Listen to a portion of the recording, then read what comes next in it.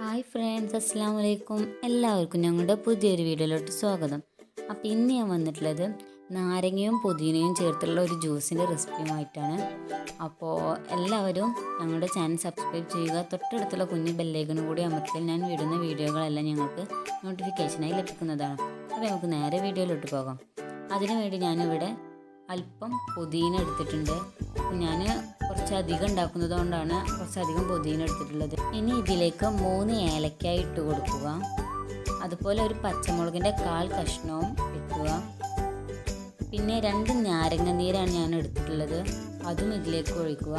പിന്നെ ആവശ്യത്തിന് തണുപ്പിച്ച വെള്ളം ഇതിലേക്ക് ഒഴിച്ചു കൊടുക്കുക. അതുപോലെ അല്പം ഉപ്പും ചേർക്കുക.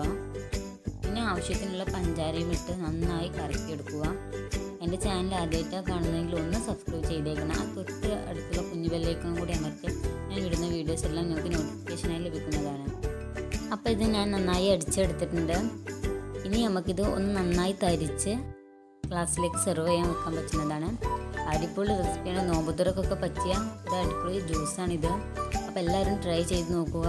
വീഡിയോ ഇഷ്ടമായാൽ ലൈക്ക് ചെയ്യുക, കമൻറ്റ് ചെയ്യുക, ഷെയർ ചെയ്യുക. അപ്പോൾ ഇതിലേക്ക് ഞാൻ 2 ഐസും കട്ടയും കൂടി ഇട്ട് കൊടുത്തിട്ടുണ്ട്.